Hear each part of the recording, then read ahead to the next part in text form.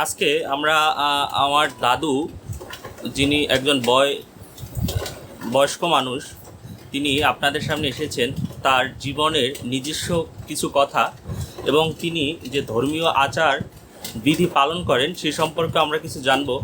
আহ, আহ, দাদু কখনোই এরকম ভিডিও এর আগে করেননি। দাদুর কাছে আমার প্রথম প্রশ্ন যে তার নামটা আমরা সবাই জানবো এবং তার গ্রামের বাড়ি কোথায় সেটা আমরা একটু জেনে নিই। দাদু, তোমার গ্রামের বাসা বা তোমার নাম এটা যদি আমাদের বলো একটু। গ্রামের বাড়ি পুরুষিলা, হ্যাঁ হলদি ইউনিয়ন। হ্যাঁ। নাম হলি শ্রী পরেশচন্দ্র সজ্জন, তোমার বাবার নাম? শ্রী রামদুল্লাহ সজ্জন। সজ্জন। হ্যাঁ। তোমার মার নাম? প্রমোদা দেবী। হ্যাঁ। তা তুমি এই এই যে ধর্মীয় আচরণ বিধি বা এই ধর্মীয় দিকে আত্মাদিক যে জিনিস, এইগুলোর দিকে তোমার কবে থেকে এই মন হয় যে আসলে এই জীবনে, এই পার্থিব জীবনে আমরা যেগুলো করি তার থেকেও গুরুত্বপূর্ণ হচ্ছে এই ভগবানের দিকে চলা, আমাদের এই উপলব্ধিটা তোমার কখন হয়? এটা ছাত্র অবস্থায় আমার এই ঈশ্বরের দিকে একটা মতিগতি, একটু জোরে বলবা। মানে ছাত্র অবস্থায় হ্যাঁ। ঈশ্বরের দিকে আমার একটা মতিগতি হয়। হুম। এই ক্যামেরার দিকে তাকাবো, ক্যামেরার দিকে তাকিয়ে বলবো। হ্যাঁ। এটা ছাত্র অবস্থায় আমি ঈশ্বরের দিকে আমার একটা মতিগতি, আধ্যাত্মিক বিষয়। তুমি পড়াশোনা করছো কোন জায়গায়? খেউপাড়া হাই স্কুলে। তা সে সময় তো পড়াশোনা করতে অনেক কষ্ট হয়েছে, রাস্তাঘাট ছিল না, কাদা ছিল, তো কেমনে কি করলা? বা তোমার বাবা মায় তোমার তখন ছাড়ছে কিনা? তোমরা কয় ভাই বোন? আমরা 2 ভাই 5 বোন। তা তুমি তো বড় সবার, হ্যাঁ, আমি বড়। তাহলে তোমার ছাড়ছে না নিজেই উদ্যোগ নিয়ে পড়াশোনা করতে গেছো? নিজেই মানে উদ্যোগ নিয়ে একটা পড়াশোনা করছি নিজেই। হ্যাঁ, নিজেই গেছো পড়াশোনা করতে। হ্যাঁ। তো ওই সময় তো আর মেট্রিক পরীক্ষা দিছো নাকি? হ্যাঁ, মেট্রিক পরীক্ষা দিয়েছি। হুম। হয়। হ্যাঁ। তো তারপর পড়াশোনা করার পর তো তোমার তো চাকরিও একবার শুনছি যে তোমার একবার মফিজউদ্দিন তালুকদার, অত্র এলাকার মোটামুটি ভালোই মুরব্বী মানুষ, হ্যাঁ, তোমার চাকরির জন্য বলছিল। হ্যাঁ, চাকরি দেওয়ানোর জন্য চেষ্টা করছে খুব। হ্যাঁ। নেই জানি যে পরাধীন ব্যক্তির জীবন বৃদ্ধা। একটু জোরে বাবা। কারণ হ্যাঁ, বলো বলো। পরাধীন ব্যক্তির জীবন বৃদ্ধা, ওই জন্য আমি চাকরি নেই নাই। হ্যাঁ। তাহলে তোমার এইটা কেন মনে হইলো যে আসলে চাকরি করলে পরাধীন, এইটা আসলে কারণটা কি? কারণ ওরা করতে আমার ইচ্ছে নাই, এই ইচ্ছা হয় নাই তো? না হয়। তো তোমার যখন চাকরির প্রস্তাব, তোমার বাবা কি তখন জীবিত ছিল? হ্যাঁ, তখন জীবিত ছিল। তোমার বাবার সম্পর্কে কিছু বলো একটু। তোমার কিরকম ভালোবাসতো, কিরকম কি করতো? না, বাবা মানে ধর্মীয় দিক দেখো আর উচ্চ আকাঙ্ক্ষা ছিল, এবং তিনি আমাকে খুব ভালোবাসতেন, এই কারণ আমি তো তার বড় ছেলেই। হুম। তো অনেক মামলা মোকদ্দমায় তো তোমরা ভোগছো দীর্ঘদিন। হ্যাঁ, অনেক মামলা মকদ্দমা ছিল আমার বই। হ্যাঁ। জমি জমা নিয়ে একটা মামলা মকদ্দমা ছিলই। তো এই পড়াশোনা করার পর তোমার বিবাহ করছো কত সালে, আর কি মনে আছে তোমার? বিবাহ 70 সনে, 1970। হ্যাঁ, 1970। 1970।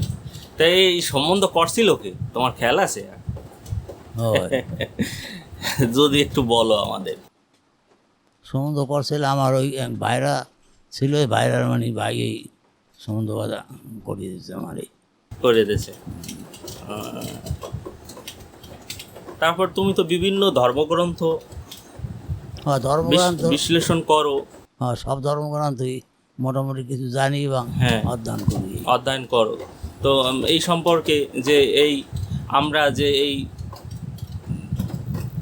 পার্থিব জীবনে আছি, আমরা এই লোভ, লালসা, মোহ, অহংকার এইগুলোর ভিতরে ডুববে আছি। তোমার বয়স তো প্রায় 80-র উপরে, 84 বছর। তুমি তো জীবনে অনেক বড় অভিজ্ঞতা সঞ্চয় করছো, তারপরে এই জায়গায় আসছো।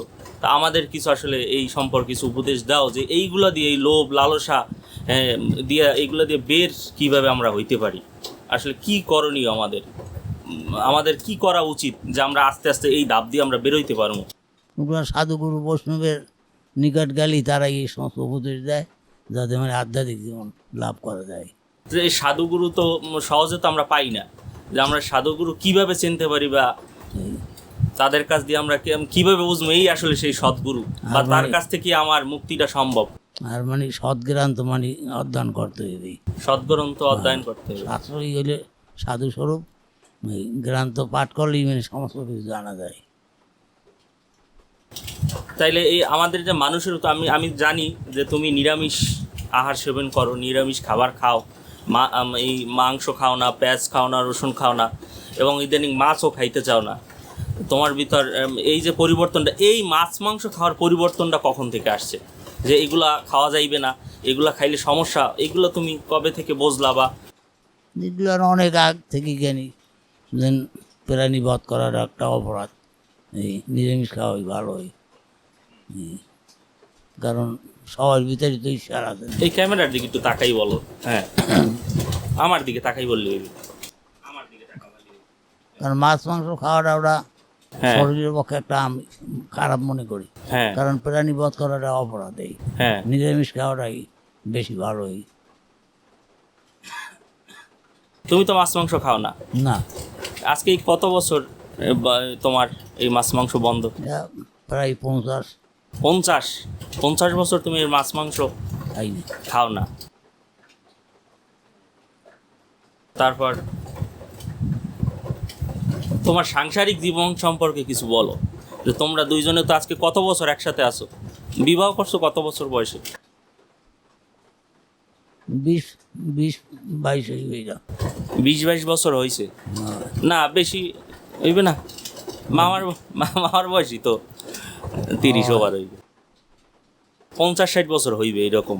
বিয়ের বয়স? হ্যাঁ হ্যাঁ, বিয়ের বয়স তো অনেকই হয়ে গেছে, 70 এই প্রায় 60 60 হয়ে গেছে। তাই তোমার এই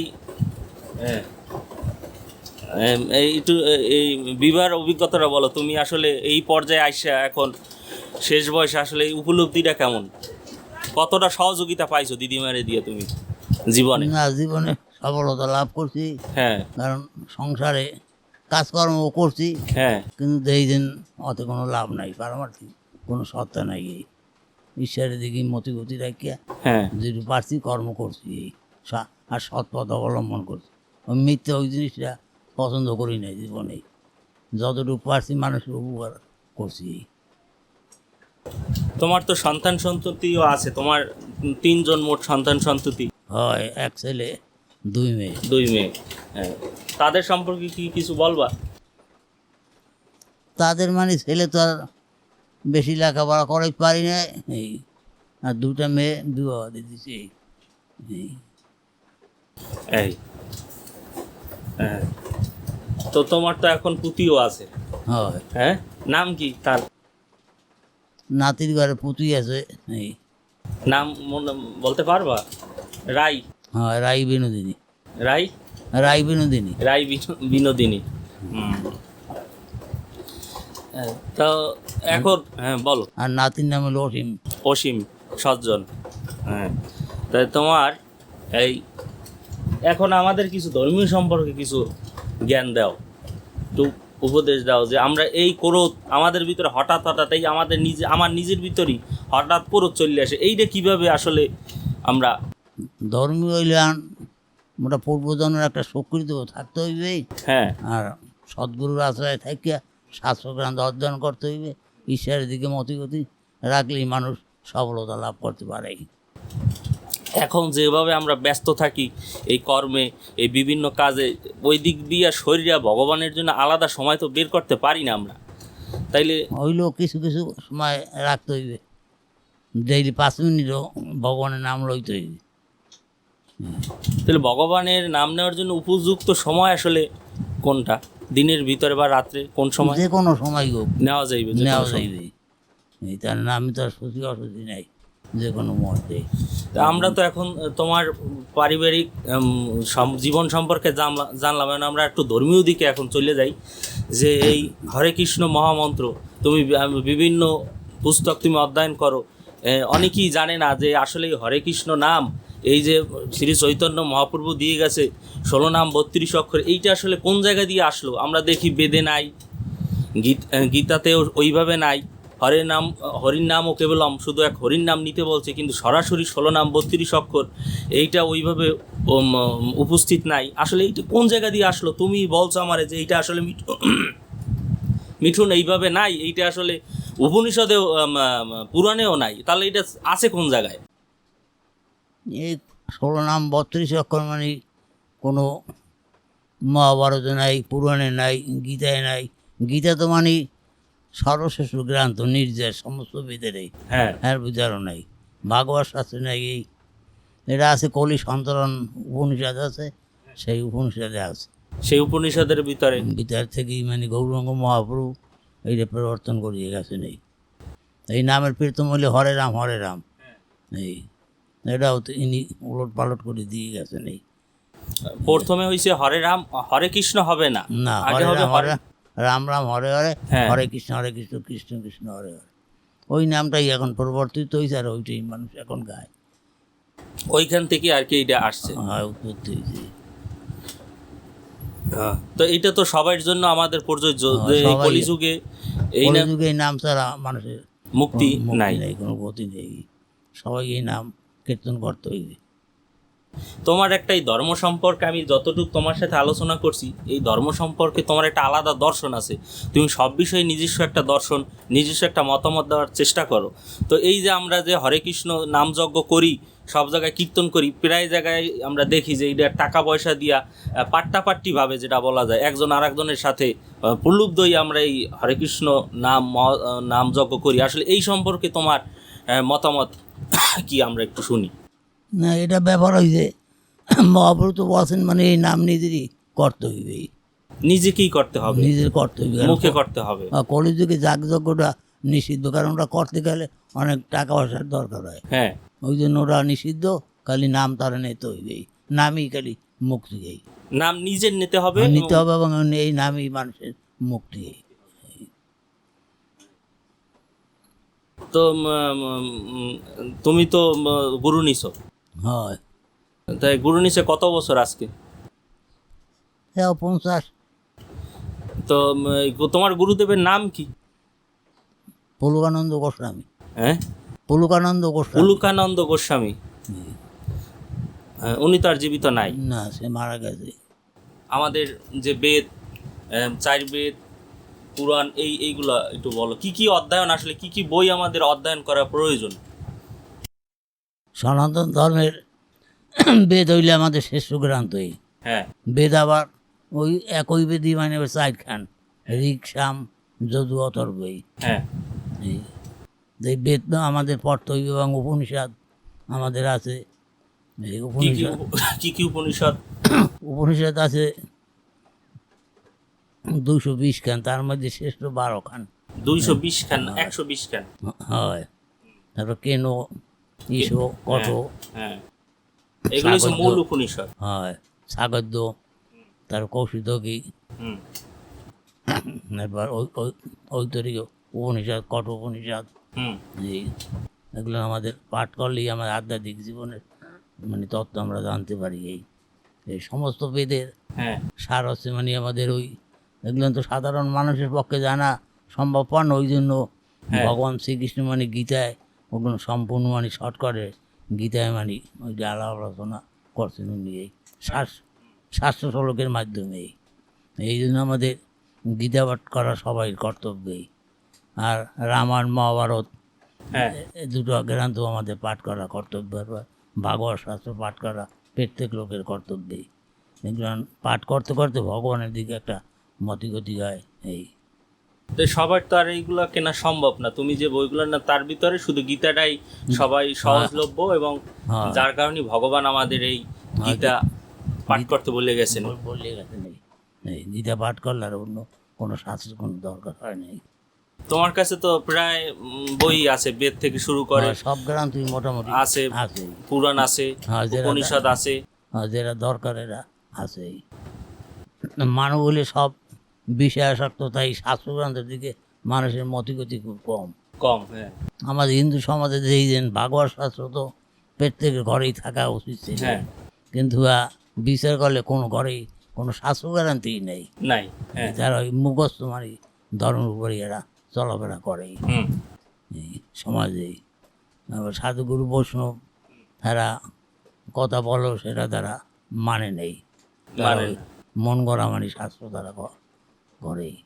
বাংলাদেশে তো এখন অনেকগুলা ধর্মপীঠ আছে, যেমন এই হরিচাঁদ ঠাকুর, অনুকূল ঠাকুর, তারপরে এই যে শঙ্কর মঠ, তারপরে ইস্কন, এরপর আছে যে আমরা যারা বাংলাদেশি বেশিরভাগ মানুষই প্রায় কৃষ্ণপন্থী বা মতুয়াপন্থী আছি মিলিয়ে জিলে। এদের সম্পর্কে আসলে তোমার ধারণা কি বা মন্তব্য আসলে কি? মন্তব্য মানে আমরা ইসকন মানে আমাদের কৃষ্ণ বিষয়ক মানে ওরা গ্রান্থ কাজ আদি করেন। কাজ করে, এই ধর্মটা যাতে মানে বিশ্বে প্রচারিত হয় এটা তারা করতে আছে, তাদের আমি ধন্যবাদ দিই। আর এই যে অন্য যেগুলো আছে অন্য যারা আছে মতুয়া সম্প্রদায়, তারাও অন্য ঈশ্বরের দিকে হরিনাম তারা করেই, মতিগতি তাদের ভালোই। তারা আমাদের ভাই হয় নাকি? না এই জায়গায় কোনো না, কোনো ত্রুটি বিচ্যুতি নেই। নাই। হ্যাঁ। তারপর যে এই যে আমাদের যে 6 রিপু আছে, এইগুলা ভগবান যে বলে গেছেন যে কাম করতো লোভ মোহ মত মাশ্চর্য, অর্জুনের যে উপদেশ দিয়ে গেছে এগুলা সেই নিশ্চয়ই- মহাভারতের যুদ্ধে যে রথের সারথি, সেই সম্পর্কে কিছু আমাদের বলো। আসলে উনি এগুলা- কি বিষয়ে আসলে আমাদের আলোকপাত করে এই সম্পর্কে? উনি বলছেন মানে শ্রীকৃষ্ণের স্বর্ণপন্ন হইলে মানুষের যতগুলো রিপু আছে কাম রিপু ওগুলো মানে নষ্ট হয়ে যায় এবং ভগবানের দিকে মতিগতি হয়। তা আমরা ধীরে ধীরে তো আসলে ওই ভগবানের দিক থেকে সরিয়ে যেতেছি, আস্তে ক্রমান্বয়ে যত সামনে যাচ্ছি। আর কর্মটা করতে হবে নিষ্কামভাবে, সমস্ত কিছু ভগবান আছে সবকে করতে হবে, বুঝলেন? তিনি আমাদের কাজ করেন, তারই কাজ আমরা করতে আছি। নিষ্কাম কর্ম করতে হবে এইভাবে আমাদের। কর্ম আমাদের করতে হবে।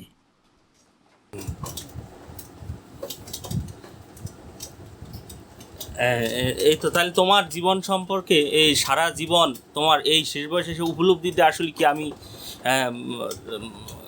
আমাদের কিছু বলো আসলে যে আমার এই উপলব্ধি, তোমরা এইভাবে চলবা, এইভাবে করবা, এইভাবে তোমাদের থাকতে হইবে, এইটা করা যাইবে না। আসলে এই আসলে তোমার সাথে এই ভালোবাসা মিশবে, এই তোমার ক্ষতি করবে না, মানুষ মানে সৎভাবে চলতে হইবে, সৎ বাক্য প্রয়োগ করতে হইবে, মানুষের লগে প্রতারণা সৎভাবে চললে তো কোনো সমস্যা নাই। না, কোনো প্রতারণা বা করতে হইবে না।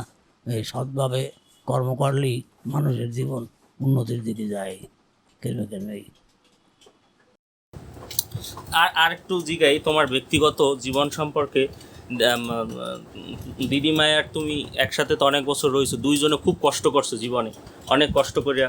মানুষের জীবনে চড়াই উতরাই থাকে, অর্থাৎ সুখ কোথায় দুঃখ কোথায়, এই একজন আর একজনের সহযোগিতা করছো। ওরা ধৈর্য ধরেই থাকতে হয়। তোমার যে 3 সন্তান, তাদের নাম তো বলো নাই, তাদের নামটা একটু বলো, কার কি নাম? আমার এক ছেলে অবনী সজ্জন, আর 2 মেয়ে হলো পলাশ রানী আর পুষ্প রানী। তোমার এক মেয়ে তো বিবাহ দেশ গাজীপুর, আর এক মেয়ে বিবাহ দেশে বরগুনা দিয়েছিলাম, আর বর্তমানে ভারতে থাকে। বর্তমানে ভারতে থাকে। হ্যাঁ, তো সে জায়গায় তো সন্তান আছে, তাকে তো তোমার নাতি আছে, তার নাম কি? চন্দ্রিকা নাতি, নাতি একই, নাতি একই চন্দ্রিকা। চন্দ্রিকা। আর কারো সম্পর্কে কিছু বলতে চাও? না, আর কি আর বলবো, কি আর আছে কিছু মনে যে না। বলি না এরকম কিছু? না, আর কি বলবো। আর তোমার বাবা তো নাই পৃথিবীতে, মা নাই? বাপ মা চলে গেছে, আমি তো যে কোনো সময় চলে যেতে পারি। তোমার ছেলের সম্পর্কে কিছু বলতে চাও? ছেলের কোনো তথ্য দিয়ে যাইতে চাও যে বাবা এইরকম থাইস, এইভাবে না, করিস, এই সৎভাবে চলতে হইবে তো, পিতামাতার স্নেহ ভক্তি করতে হইবে, গুরুজনার শ্রদ্ধা রাখতে হইবে, ধর্মীয়ভাবে চলতে হইবে। তোমার তো ভাইও আছে একজন, হয় একটাই ভাই, আর 4 বোন না 5 বোন? 5 বোন 5 বোন। ছোট ভাই তোমার, হয় উনিও তো বয়স্ক, হয় বয়স করলো আমার অনেক ছোট হই। অনেক ছোট। হয় তার বিয়ে শুরু আমি করাইছি, হ্যাঁ, বিয়ে শুরু আমি করাই ছোট ভাই। তুমি করাইছো। হয়